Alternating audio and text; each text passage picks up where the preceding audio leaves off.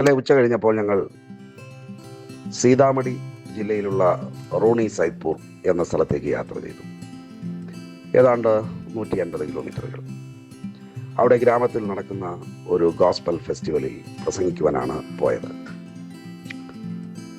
വൈകുന്നേരം നടന്ന ആ മീറ്റിങ്ങിൽ ഏതാണ്ട് 1 മണിക്കൂറോളം ദൈവത്തിൻ്റെ വചനം പരസ്യമായി പങ്കുവയ്ക്കുവാൻ കർത്താവ് സഹായിച്ചു. ആ ഗ്രാമത്തിലുള്ള അതിന് ചുറ്റുപാടുമുള്ള അനേകർ കടന്നു വന്നു. അതിന് 100 മീറ്റർ 150 മീറ്റർ ദൂരത്തിൽ ഹിന്ദു സ്നേഹിതരുടെ ഒരു പരിപാടി നടക്കുകയായിരുന്നു. ഇന്നലെ 2 കോളാമ്പികളും തമ്മിലുള്ള മത്സരമായിരുന്നു എന്ന് കേട്ടു. അതായത് ഇവിടെ നിന്നുള്ള ശബ്ദം ഉള്ളപ്പോൾ തന്നെ പെട്ടെന്ന് അവിടെ ഒരു പ്രോഗ്രാം അറേഞ്ച് ചെയ്തു. അതിൻ്റെ ശബ്ദം നമ്മുടെ മീറ്റിങ്ങിന് ബുദ്ധിമുട്ടുണ്ടാക്കി. ഇന്നും അത് സംഭവിക്കാൻ സാധ്യതയുണ്ട് എന്നൊക്കെ പ്രതീക്ഷിച്ചിരുന്നു. എങ്കിലും ആരും എതിർത്തില്ല. ആ ഗ്രാമത്തിൽ 2 കുടുംബങ്ങളോ മറ്റോ ആണ് വിശ്വാസികളായിട്ടുള്ളത്. ആരും എതിർത്തില്ല. അവിടെ ഹിന്ദു സ്നേഹിതർ, മുസ്ലിം സ്നേഹിതരൊക്കെ വന്ന് ഇരുന്ന് ആ സന്ദേശം കേട്ടു. ഇന്നലെ അവിടെ പ്രസംഗിക്കുമ്പോൾ ഒരു അത്ഭുതം ദൈവം ചെയ്തു. ഞങ്ങൾ അവിടേക്ക് എത്തുമ്പോൾ അടുത്തുള്ള സ്നേഹിതരുടെ പരിപാടിയുടെ ശബ്ദം മൈക്കിലൂടെ കേൾക്കുന്നുണ്ടായിരുന്നു. എന്നാൽ ഞങ്ങൾ അവിടെ ചെന്ന് അല്പസമയം കഴിഞ്ഞു. പ്രസംഗം തുടങ്ങാറാകുമ്പോഴേക്കും ആ ശബ്ദം നിലച്ചു. അവരുടെ മനസ്സിന് ദൈവം മാറ്റം വരുത്തി. അവർ നമ്മളോട് പ്രീതി കാണിച്ചു. നമുക്ക് വേണ്ടി ദൈവം അവരുടെ സൗണ്ട് ഓഫ് ചെയ്യുവാൻ അവരെ പ്രേരിപ്പിച്ചു. അതായത് അവരുടെ ഒരു പ്രോഗ്രാം, അതിനു വേണ്ട സൗണ്ട് അവർ വേണ്ടെന്ന് വെച്ചു. ദൈവവചനം പറഞ്ഞു, അനേകർ കർത്താവിനെ സ്വീകരിക്കുവാൻ, പ്രാർത്ഥിക്കുവാൻ ഒക്കെ മുൻപോട്ട് വന്നു.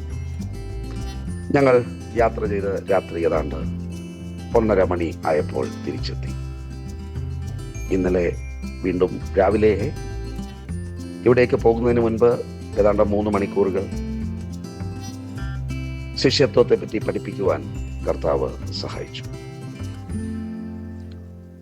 മുൻപ് ഞങ്ങൾ ഇങ്ങനെയുള്ള ഗോസ്പൽ ഫെസ്റ്റിവൽസ് നടത്തിയിരുന്നപ്പോൾ സൗണ്ട്, ലൈറ്റ്, സ്റ്റേജ്, വോളണ്ടിയറിംഗ്, ചായ ഉണ്ടാക്കൽ, ഭക്ഷണം എല്ലാം നമ്മൾ തന്നെയാണ് ചെയ്തിരുന്നത്. അതായത് സുവിശേഷകർ. സൈദ്പൂരിലേക്കൊക്കെ ഞങ്ങൾ പോയിട്ടുണ്ട്. ഔറായി എന്ന് പറയുന്ന സ്ഥലത്തേക്കൊക്കെ പോകുവാൻ 20 കിലോമീറ്ററിൽ കൂടുതൽ 1 മണിക്കൂറിൽ യാത്ര ചെയ്യുവാൻ കഴിയില്ലായിരുന്നു. എന്നാൽ ഇത്തവണ ഞങ്ങൾ പട്നയിൽ നിന്നും റോണി സൈദ്പൂരിൽ എത്തുന്നത് ഏതാണ്ട് 2-2.5 മണിക്കൂറുകൾ. മുൻപ് 6 മണിക്കൂറുകൾ വരെ എടുത്തിരുന്ന സ്ഥാനത്ത് ഇന്ന് 2-2.5 മണിക്കൂറുകൾ. റോഡുകൾ മാറിയിരിക്കുന്നു.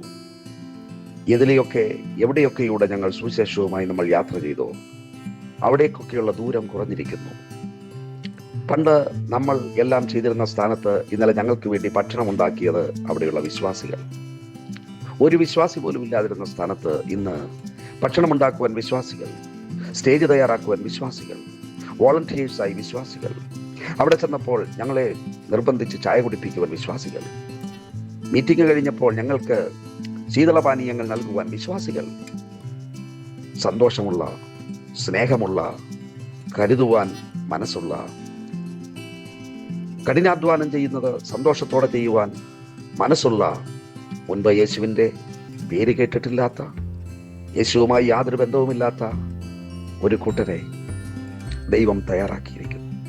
ഞങ്ങൾ താമസിച്ചത് നാട്ടുകാർ ഭൂത ബംഗ്ലാവോ എന്നോ മറ്റോ വിളിക്കുന്ന ഒരു സ്ഥലത്താണത്രേ.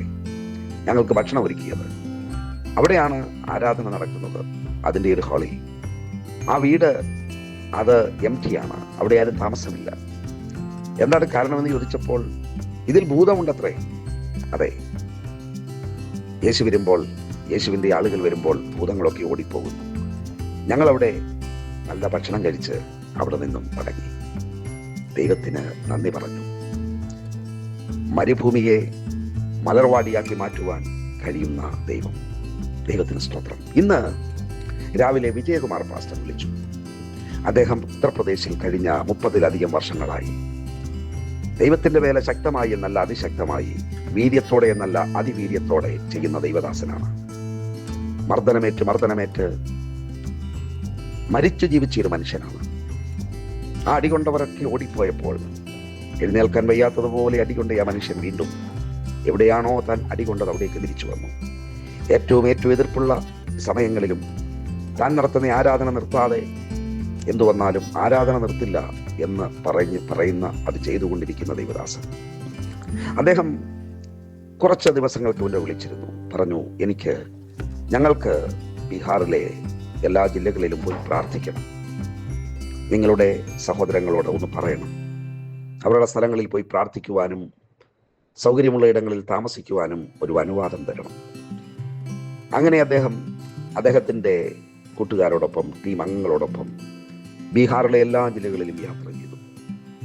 ഒരു സ്ഥലത്ത് പോലും 5 പേരെ പാർപ്പിക്കുവാൻ സ്ഥലങ്ങളില്ലാതിരുന്ന നമുക്ക് ഇന്ന് ബീഹാറിൻ്റെ പല സ്ഥലങ്ങളിലും താമസിപ്പിക്കുവാനും ഒക്കെയുള്ള സൗകര്യങ്ങൾ ദൈവം നൽകിയിട്ടുണ്ട്. അവർ നമ്മളുടെ സീനിയേഴ്സിനോടൊപ്പം നമ്മുടെ ഡിസ്ട്രിക്റ്റുകളുടെ, ജില്ലകളുടെ ഉത്തരവാദിത്വമുള്ള ദൈവദാസന്മാരോടൊപ്പം താമസിച്ചു. അതിൽ പലരും മലയാളികളാണ്. ഇന്ന് രാവിലെ അദ്ദേഹം എന്നെ വിളിച്ചു. നന്ദി പറയുവാൻ വിളിച്ചതാണ്. അദ്ദേഹം പറഞ്ഞു, നിങ്ങളുടെ സ്ഥലങ്ങളിൽ ഞങ്ങൾ താമസിച്ചു. വളരെ നന്ദി. നമ്മൾ ദൈവകൃപയാൽ എവിടെയൊക്കെയാണ് പ്രവർത്തനമെന്നോ കാര്യമായിട്ടുള്ള വിവരണങ്ങൾ ആരെങ്കിലും ചോദിച്ചാലല്ലാതെ നൽകാറില്ല. എന്നാൽ ഇത്തവണ അദ്ദേഹം പോയപ്പോൾ ഏതാണ്ട് എല്ലാ ജില്ലകളിലും ദൈവത്തിൻ്റെ മഹാകൃപയാൽ അവർക്ക് പ്രാർത്ഥിക്കുവാനും താമസിക്കുവാനും ഉള്ള സ്ഥലം നൽകുവാൻ ദൈവം നമ്മളെ സഹായിച്ചു. അതവർ കണ്ടു, അത് അവർ അനുഭവിച്ചു. നമ്മളുടെ ദൈവദാസന്മാരോടൊപ്പം അവർ താമസിച്ചു, ഒരുമിച്ച് പ്രാർത്ഥിച്ചു. അദ്ദേഹം എന്നോട് പറഞ്ഞു, ബ്രദറെ, ഞാനൊരു കാര്യം പറയട്ടെ.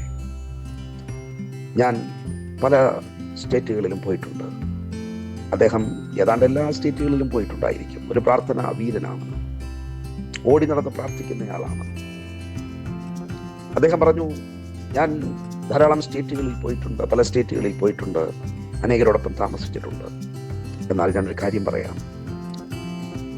ക്രോസ് കൾച്ചറൽ ഇവാഞ്ചലിസ്റ്റ്, ഇന്ത്യ മിഷന്റെ ദൈവദാസന്മാർ, സീനിയേഴ്സ്, പ്രധാനമായും കേരളത്തിൽ നിന്നും വന്ന് പ്രവർത്തിക്കുന്ന ദൈവദാസന്മാർ, അവർ താമസിക്കുന്ന ഇടങ്ങളിൽ ദൈവം അസാധാരണമായ ഇമ്പാക്റ്റ് അവരിലൂടെ കൊണ്ടുവന്നിരിക്കുകയാണ്. അത് സത്യമാണെന്ന് അറിയാം. എന്നാൽ അത് വിജയകുമാർ പാസ്റ്ററിനെ പോലെയുള്ള ഒരു മനുഷ്യൻ പറഞ്ഞപ്പോൾ ദൈവത്തോട് വളരെ നന്ദി തോന്നി. അദ്ദേഹം പറഞ്ഞു, എല്ലാ മേഖലകളിലും, ആത്മീക മേഖലയിൽ, വിദ്യാഭ്യാസ മേഖലയിൽ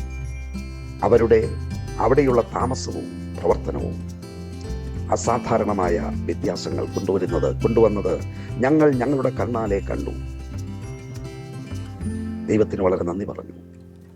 കൂട്ടുപ്രവർത്തകരെ ഓർത്ത്, സീനിയർ ദൈവദാസന്മാരെ ഓർത്ത്, കേരളത്തിൽ നിന്നും